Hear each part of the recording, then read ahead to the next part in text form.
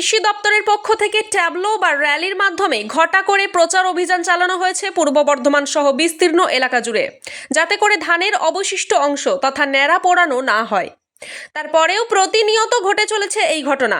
পূর্ব বর্ধমান তথা শস্যগোলার খণ্ডঘোষের গোপাল বেড়া সহ খণ্ডঘোষ ও রায়নার বিস্তীর্ণ এলাকা জুড়ে ঘটছে এই ঘটনা।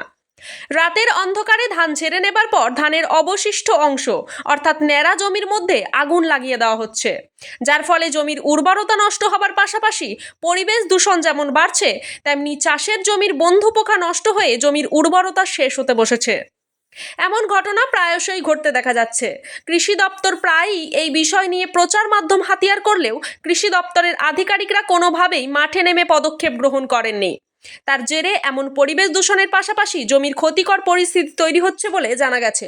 এমনই চিত্র দেখা গেছে গতকাল সন্ধ্যা নাগাদ খণ্ডঘোষের গোপাল বেড়া সহ বিস্তীর্ণ এলাকা জুড়ে। ন্যাড়া পোড়ানোকে কেন্দ্র করে খণ্ডঘোষের কৃষি সেচ ও সমবায় দপ্তরের কর্মাধ্যক্ষ বিদ্যুৎ কান্তি মল্লিকের সঙ্গে যোগাযোগ করা হলে তিনি বলেন, পরিবেশের ভারসাম্য বজায় রাখার পাশাপাশি জমিতে মাটির গুণাগুণও বজায় রাখতে ন্যাড়া পোড়ানো যাতে বন্ধ হয় তার জন্য দ্রুত ব্যবস্থা গ্রহণ করা হবে। সরকারিভাবেও প্রচার চালানো হচ্ছে বলে এদিন জানালেন তিনি।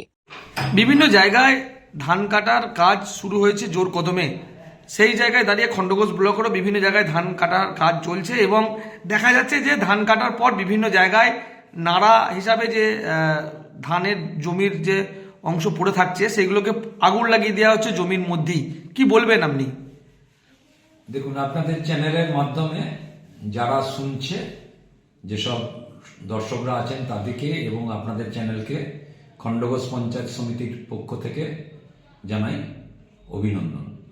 আপনি যে প্রশ্নটা করেছেন এটা ধারাবাহিকভাবে আমাদের সরকারিভাবে প্রচার করা হচ্ছে এবং জনগণকে বোঝানো হচ্ছে যে এই নাড়া পুড়িয়ে দেওয়াটা হচ্ছে প্রচন্ড ক্ষতিকর, মাটির পক্ষেও ক্ষতিকর, পরিবেশের পক্ষেও ক্ষতিকর।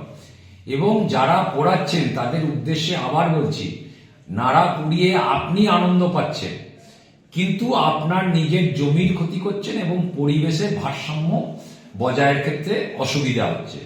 এবং যারা জমিতে এই থ্রেসারে ধান ঝাড়ছেন, কিছু কিছু চাষির দিকে বলছি, অনেক চাষি আছেন হাই টেনশন লাইনের নিচে, তাদের উদ্দেশ্যে বলবো জমিটা আপনার, ধানটাও আপনার, কিন্তু পরিবেশটা সকলের এবং বিদ্যুৎ সরবরাহ যেটা হয় সেটা সকলের জন্য।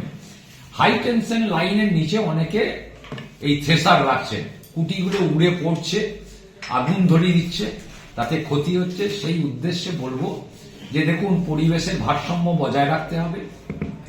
আপনার জমির উপকারের জন্য, মাটির উপকারের জন্য নাড়া পোড়াবেন না।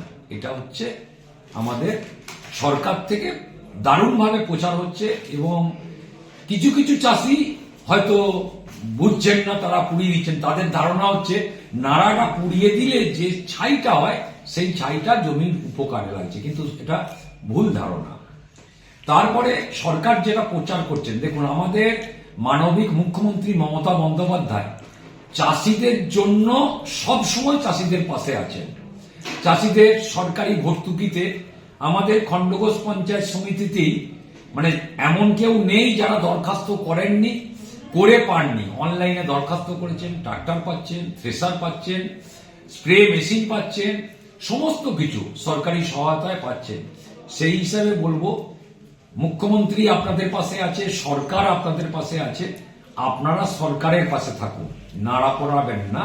এটা হচ্ছে আমাদের পক্ষ থেকে অনুরোধ। আগামী দিনে কি যদি কেউ ধরা পড়ে তা আইনত ব্যবস্থা নেওয়া হবে? অবশ্যই অবশ্যই, এটা আইনগত অপরাধ। অতএব আইনগত অপরাধে আইনের ধারা অনুযায়ী তার বিরুদ্ধে ব্যবস্থা নেওয়া হবে। যারা ইচ্ছাকৃতভাবে পোড়াচ্ছেন, অনিচ্ছাকৃতভাবে কিন্তু কেউ পোড়াচ্ছেন না, যারা পোড়াচ্ছেন তারা ইচ্ছাকৃতভাবে পোড়াচ্ছেন, তাদেরকে আমরা আবার অনুরোধ করছি।